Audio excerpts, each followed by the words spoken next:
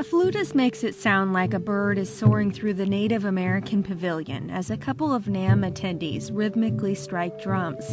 This is the sort of sound a lot of people think defines Native American music.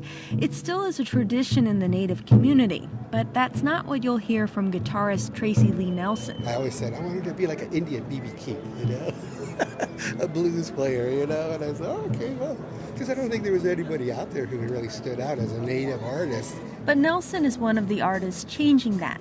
The former chair of the La Jolla Indian Reservation in northern San Diego County is the lead singer of Tracy Lee Nelson and the Native Blues.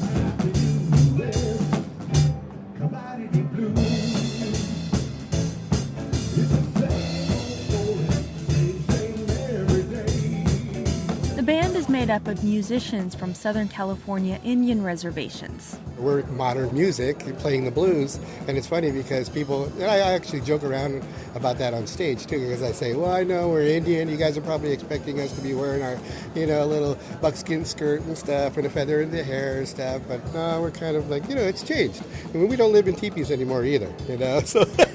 Nelson grew up on a reservation, listening to the Beatles.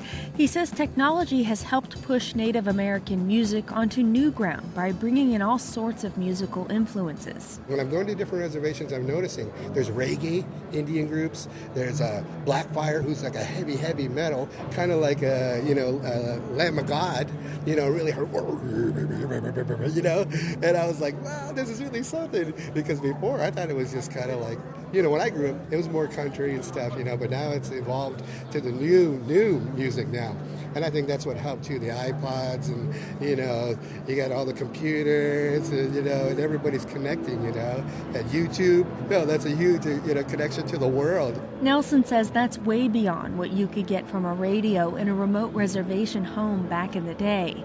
Native musician Tracy Lee Nelson says his music carries a special message with songs like Native No Respect, Poor Little Indian, and At Peace with No Honor. The main thing with our music is not to be forgotten as Native people, and to because I think a lot of people don't even know we existed.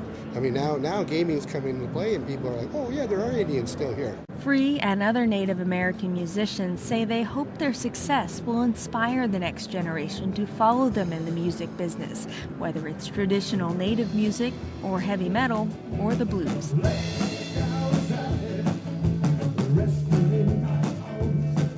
Susan Vallet, 89.3 KPCC.